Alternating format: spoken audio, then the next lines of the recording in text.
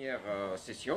Je suis donc le docteur Mohamed Jamaldine et cette première session seront associés à la présidence de cette première session les collègues Nadia Bachtarzi, docteur Nadia Bachtarzi et une équipe technique composée du docteur Goumri Mohamed Amin, madame docteur Rachdi Kounouz et mesdames Mraji et Salhi pour ce qui est de la modération des échanges au niveau de l'espace de discussion notamment.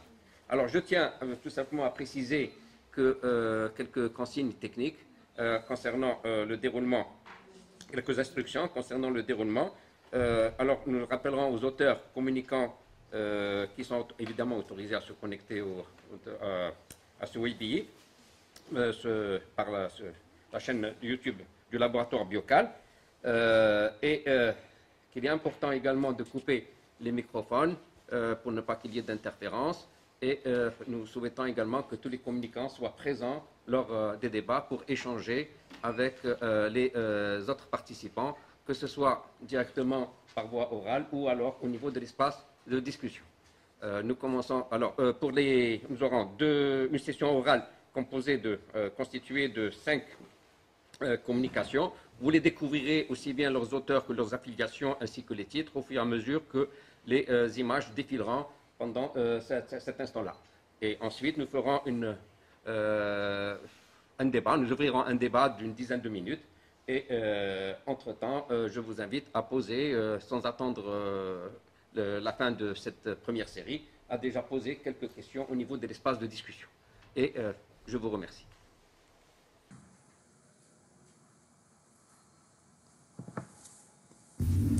Bonjour chers collègues, je suis Aïcha Achour Hafsa, enseignante au niveau de l'école supérieure des sciences de l'aliment et des industries agroalimentaires à Alger.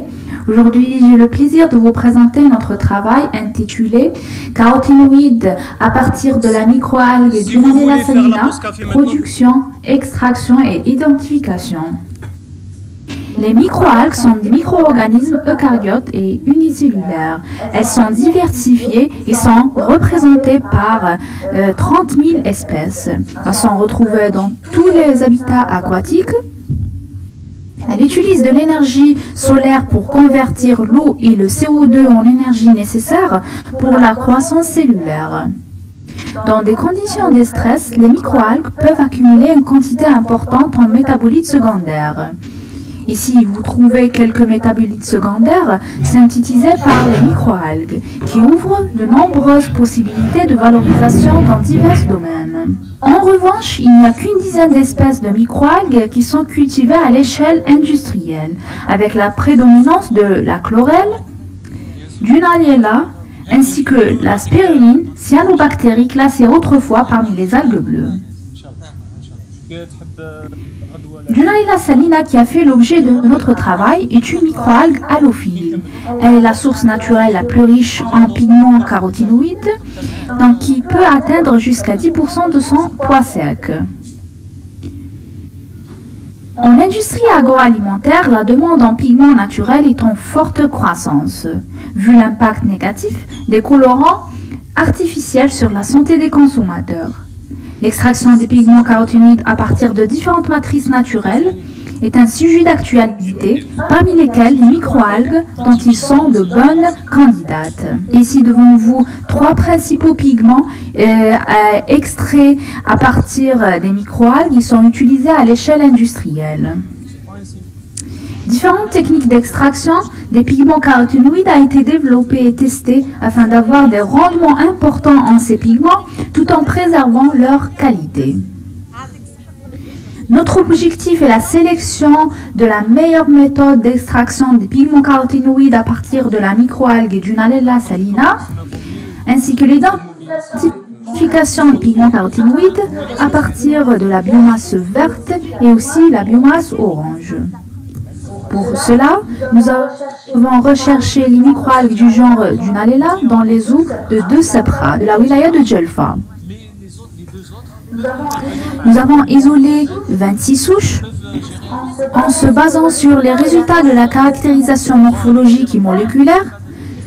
17 souches de l'espèce, donc nous avons pu isoler 17 souches appartenant à l'espèce Dunaliella salina, 6 à l'espèce Dunaliella viridis et une à Dunaliella parva qui est connue pour la production de bêta-carotène mais avec de faibles teneurs en comparaison avec Dunaliella salina.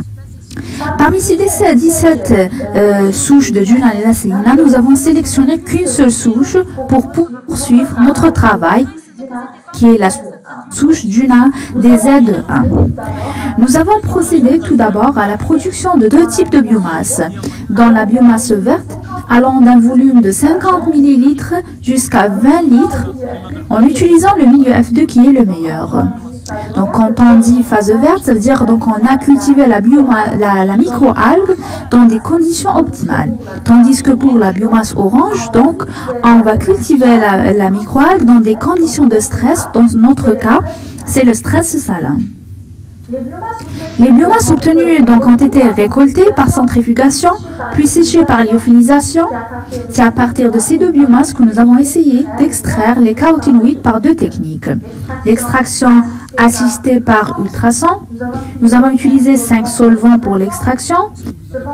Cependant, lors de le deuxième type d'extraction, qui est l'extraction par liquide pressurisé, donc c'est une technique qui joue sur 3 paramètres, à savoir la température, pression et temps.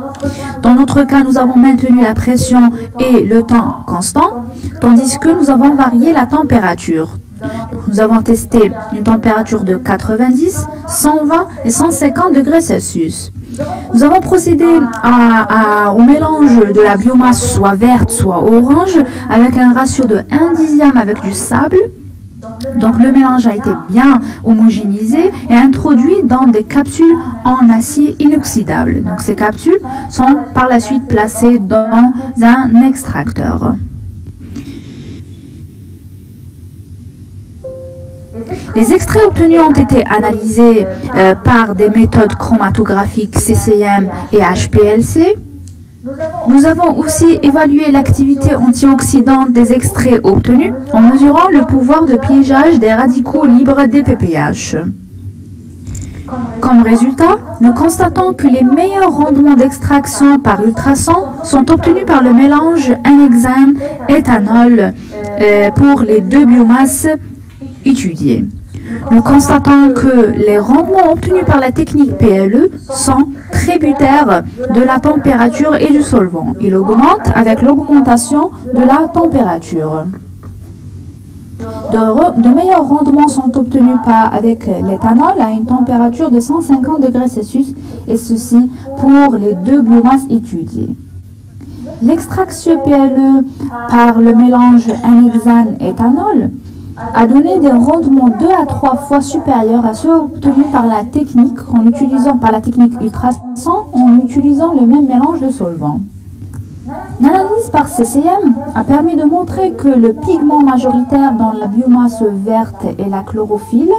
En revanche, pour la biomasse orange, nous constatons la présence de plusieurs spots de pigments caroténoïdes avec le bêta-carotène comme étant un pigment majoritaire.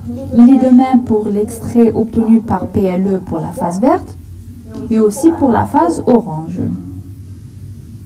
La caractérisation par HPLC des extraits de la biomasse verte obtenue par la méthode ultrason a révélé la lutéine comme étant le pigment majoritaire, avec la teneur la plus élevée pour l'extrait à l'acétate d'éthyle. En revanche, pour la biomasse orange, le pigment majoritaire révélé dans les extraits obtenus par ultrason est le trans-bêta-carotène, suivi par le 6-bêta-carotène, avec la valeur la plus élevée pour le trans-bêta-carotène pour l'extrait à l'acétone. L'éthuine est également le pigment majoritaire dans tous les extraits obtenus à partir de la biomasse verte par la technique PLE, avec une valeur maximale pour l'extrait au anhexane à une température d'extraction de 90 degrés Celsius. Cependant, nous constatons que plus la température d'extraction augmente, plus les teneurs en lutéine en lutéine diminue. Tandis que pour la biomasse orange, la teneur la plus élevée est enregistrée, donc la teneur plus élevée en trans-bêta-carotène, est enregistrée pour l'extrait hexanique à une température de 90 degrés Celsius. Ces teneurs obtenues donc, sont très intéressantes donc, en les comparant avec celles trouvées par la technique ultrason.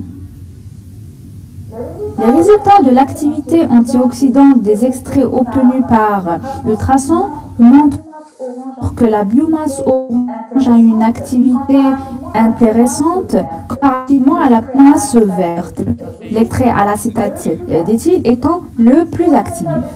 Pour la méthode d'extraction par PLE, nous constatons que la température a un effet sur l'activité antioxydante de tous les extraits. La température d'extraction qui aboutit à des IC50 les plus faibles est à 120 degrés Celsius. Tout comme l'extraction par ultrason, c'est aussi l'extrait à l'acétate d'éthyle qui a enregistré la plus faible IC50, qui est de 193,91 microgrammes par millilitre. En conclusion, nous pouvons dire que l'extraction par liquide pressurisé a montré une amélioration importante dans les rendements de l'extraction comparativement à la méthode d'extraction assistée par ultrason. Le meilleur solvant est l'hexane. La température d'extraction est un facteur très important. Il faut prendre en considération lors de l'extraction.